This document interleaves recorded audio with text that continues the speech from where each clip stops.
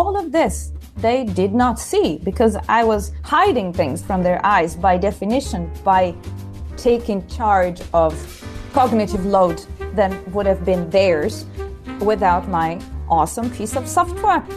And by overworking myself, I mean that I slept at the lab many a night, and I just said slept, actually not. I just stayed at the lab and kept working. Alex Williamns here to welcome you back to Broken Bulbs, the show for entrepreneurs, creators, and builders who need to keep it real.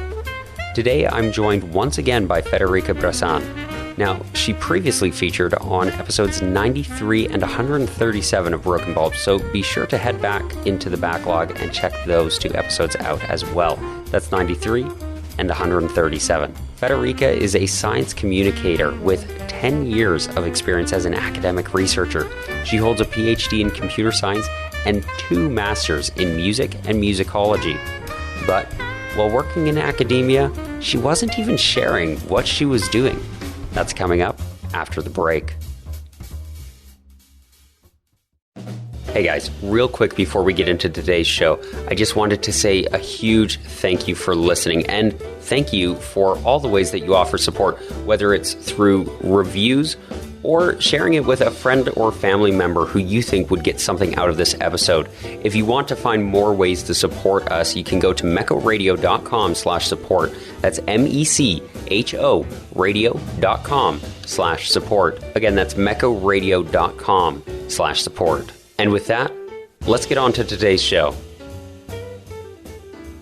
Federica Bressan, ready to talk about yet another one of your broken bulbs? No, let's do this another day. I'm kidding. I'm kidding. Of course. Let's go. I have had guests do that where I'm like, okay, do you want to reschedule for tomorrow? And sometimes we have, and it works great. But we'll roll into this one. On this one, you were overworking yourself as a researcher because we've talked about you going into academics, and then you weren't even sharing your work. So fill us in, walk us through this story.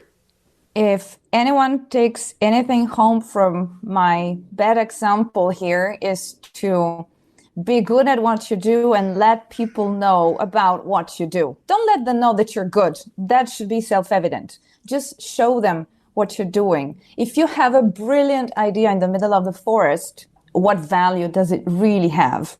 So it's important to share, number one, because of the sake of sharing, but even just letting know. And what I did, that was a huge professional misstep, but professional is always also personal, if you know what I mean. You know, the frustration that comes with it, or the reward.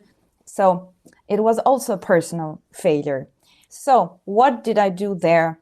I worked in academia for about a decade, a little more. I always overworked myself. Okay, but in that specific instance, I was working somewhere in a laboratory that will remain nameless, I believe. And I was the only representative of the discipline of computer science within a group of experts of another discipline. So I was, for the most part, supporting their research by developing software, consulting with them, stuff like that.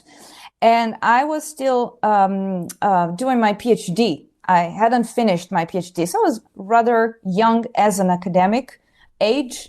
I was 30 at that time, and I wanted to prove myself. So it wasn't easy for me to say no or to just say, well, this is good enough. You know, you just want to say yes to everything and do the best you can, because then they will think you're a good collaborator, right? But what happened there is that because I was developing software for the most part, I wanted to make the most usable software, the one that would make their job easy, automate as many tasks as possible for them so that they don't have to do it. But all of this, they did not see because I was hiding things from their eyes by definition, by taking charge of cognitive load that would have been theirs without my awesome piece of software. And by overworking myself, I mean that I slept at the lab many a night, and I just said slept. Actually, not. I just stayed at the lab and kept working. Sometimes you just get in the zone and you're probably not a very normal person. And I just kept going. I really, again, put my health on the line and mentally, and I was obsessed by achieving the goals of doing the best job possible, but a little bit by the very nature of the job that I was doing it was hidden from the eyes of my collaborators. And, in technology, it often happens that you only notice the technology when it doesn't work, when something goes wrong. I think I was doing a pretty awesome job of maintaining, developing the software there. And each time they would ask for a change, can you do this a little bit differently? Maybe to the user, even moving a button or adding one function, depending on what it is, of course, but it may seem like a small thing. And as a programmer, now you have to change this and that dependency, and then I have to recode that because it will go. So it's a huge thing, but only And if you're young and eager to please your supervisor, you don't have the face to say no or to explain. If you say no, it always sounded like, I don't want to. I'm lazy even. I really, really sold myself so badly. The truth of the matter, I promise you, is that I was giving all I had to that job. And so after about a year, I realized that they were not impressed with my performance because they were not seeing me very often early in the morning. I would come in later, which is something in certain departments many people do, but in this departments, there's a culture in different disciplines. In academia, they were there early in the morning. I would come in later, and that looks really awful. It doesn't really mean that you work less. It's just a perception. But I didn't play it smart because I was so focused on the real things and on content that I failed to pay the due to appearance and to how I was coming across to other people. So at the end of that job there, I know that to say they were not impressed is the wrong expression. Apologies for my English. I want to say is that they just failed to see how much I had given and the value also of the software anyway. We all use Google and we kind of understand that it probably is complicated behind the scenes, but we don't really know how much. And now we take it for granted. And if it's down for 5 minutes, we're all angry. We have no idea of how complex it is. Now, I just made this example, but really, I felt that 1 year of my life went body and soul and health and mind and time into serving the research project. And the collaborators were not, holding me on the palm of their hands like that.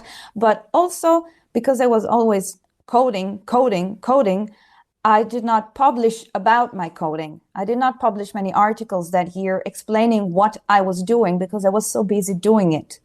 So that was a massive failure because it burns to know that you did something so well and yet it looks like a failure to others and a failure to you because there's no payoff.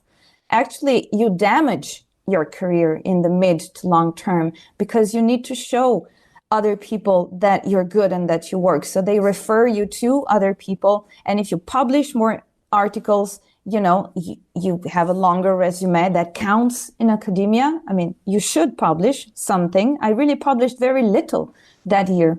And so it's something that if you behave like I did, it means that you don't know better and you need to learn something. And at first it hits you hard in the face because when you first realize that you're doing something wrong, the world is not evil, you are doing something wrong. And you say, but I'm giving all I have to this project. What more can I do? Well, again, you have to change perspective and say, you cannot die on the altar of idealism and just do good. You have to plan and say, this is the work and this is what's in it for me, not selfishly, but reasonably for the career. And say, so this is how much I'll do and I will publish so much.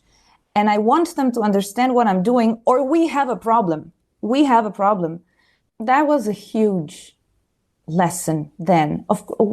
A person never changes radically. You're always yourself. You adjust. So to this day, I'm someone who dives into projects, does things obsessively to the end. If I have to stay up in the night, I will. But again, never so much. I'll never go that far. We always do at the end of every episode. Please tell us where we can find your work and get involved with what you're doing now. I do a variety of different things, the main one of which would be science communication. Thank you for saying that right now. And I have a website that is federicabressan.com. I also have a podcast that is called Technoculture, and you can find it on your favorite podcast apps, but also on technoculture-podcast.com. I have a YouTube channel with several video interviews on science, research, society, technology, and there's also some music. So if you are good enough to see my name written somewhere, because I'm sure Federica Bressan is not easy for everyone, and just look me up on Google, some of that should come up. Perfect. I'm going to have links for all of it down in the show notes to make it as easy as possible for everybody to go out and find you and get involved with what you're doing now. And with that, I just want to say thank you once again, a third time, for joining me. Thank you so very much for having me. And thank you for listening. We don't all want to be flashy. Sometimes we just want to make something awesome. But share your work. Show us what you're doing. Special thank you to Federica for joining me once again and being willing to talk about her broken bulbs. Be sure to check out her work, including her podcast, Technoculture, which I've linked down in the show notes. And if you want to support Broken Bulbs and the rest of the work I do, please visit mechoradio.com/support. That's MECHO radio.com/support, or click the first link in the show notes.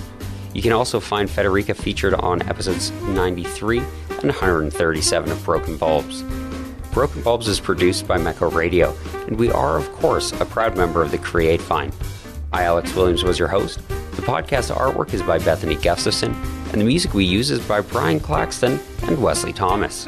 Oh, and thanks again for listening.